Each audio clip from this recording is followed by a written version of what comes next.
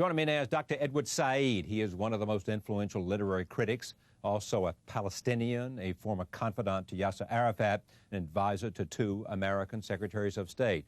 I'm pleased to have him here to get his reaction to what happened at the Camp David summit and where he thinks things will go from here. Welcome. Thank you. A lot of people have a hard time understanding, and you do, why the impression is that Barak made all the concessions, none from Arafat. Now, I know that you're not here as a spokesperson for Arafat, and you're not here even as a friend. I know you two are, used to be good, but you split for other reasons, you know. Impression is, according to the President of the United States, Barak made a lot of concessions. The Palestinian leader did not. Well, I think the position that Barak began from was that was this sort of mantra that they've been using in Israel for the last 15, 20, 30 years, you know, that Jerusalem is the undivided eternal capital of Israel. And once they started to talk about parts of Jerusalem that could be negotiated, in this case, particularly the outskirts of Jerusalem, not actually the city itself, but the parts that were added during the annexation, some of the Arab villages like Abu Dis and Beit Hanina, that's where the change supposedly occurred. So they were willing to talk about that, but the heart of the old city, even the part of the eastern section of the city that is important to Israel, which is largely Arab, those were not talked about. Now, of course, Arafat, on the other hand... they were talked about, they just were not agreed on. Yeah, but Arafat, on the other hand, has been saying that Jerusalem, East Jerusalem, is the capital of any future Palestinian state. And I really don't think that there was any coming back from that. And I mean, it's certainly not enough to tell him, well, you can have part of the outskirts of Jerusalem, unless he's given sovereignty, not only over eastern Jerusalem, but also over the 200,000 Palestinians who live there.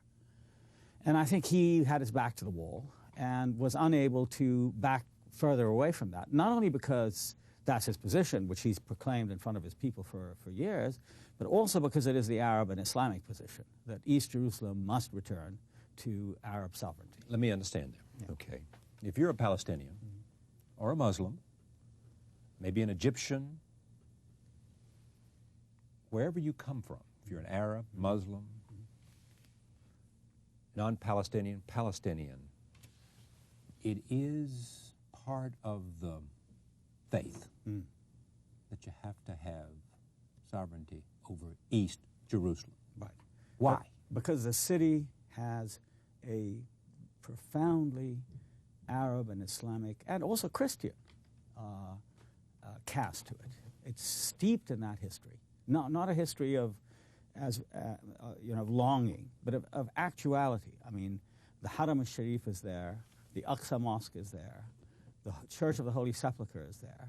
We're talking about very specific sites, plus religious establishments, awqaf, foundations, which make the city and have given it this Arab cast to it for at least 1,500 years. And what has taken place since Israel came in 1967, begun actually by Teddy Kollek, was to remove from in front of the Wailing Wall, to remove large numbers of Arab homes and residents and push them out in order to Judaize the city. So there's been a process of transformation since 1967. And I think the Arab position is, unless we restore that which has been either submerged or,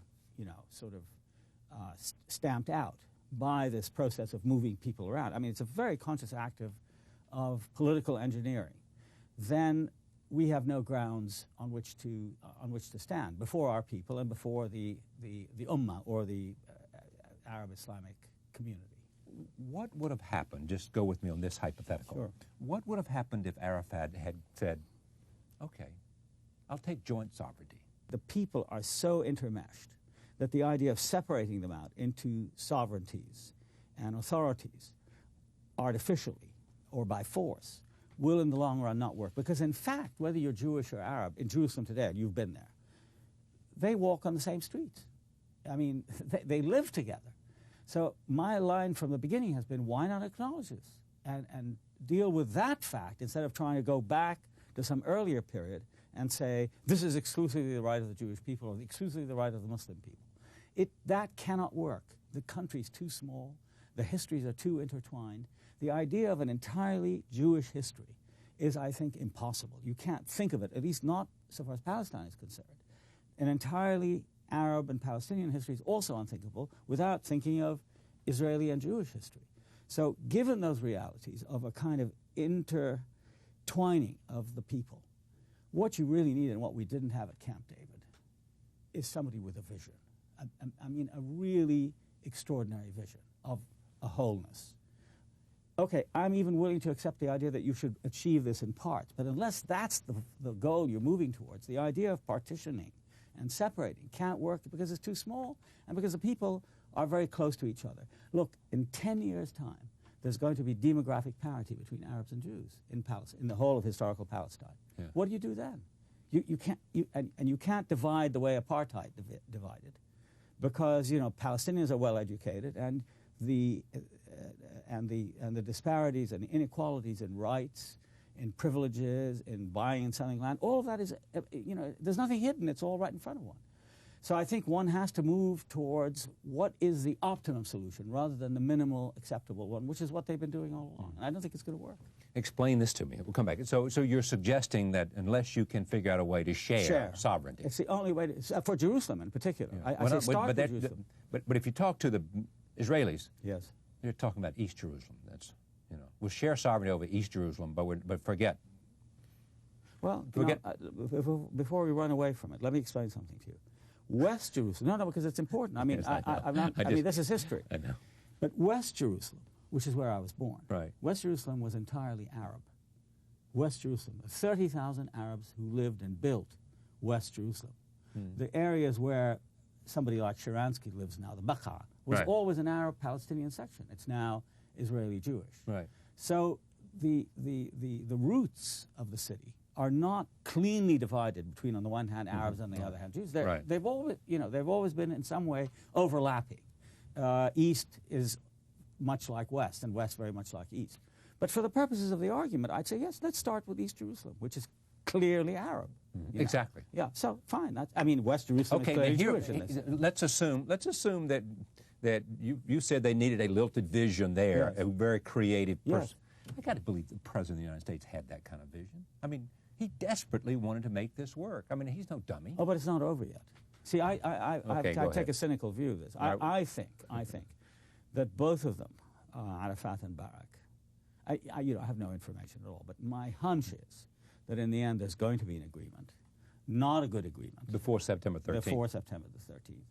And I think it was very important, given the dramatic loss of support that Arafat had and that Barak had. It's very interesting. There's a quite dramatic parallelism between the two of them. Their domestic support was falling off greatly for different reasons. And I think it was therefore very important for them to come to the summit, battle to what seemed like a draw, and then go back and say, we didn't give up anything, or we were willing to give up and they weren't, something like that. Arafat can say that more than exactly. Barak. Arafat has gotten a hero as well. Yeah. To me, this looks like the beginning of coming down, climbing down. Let me conclude with this. Yes. Camp David 2000 was a good idea or a bad idea? Was, in the end, positive or negative?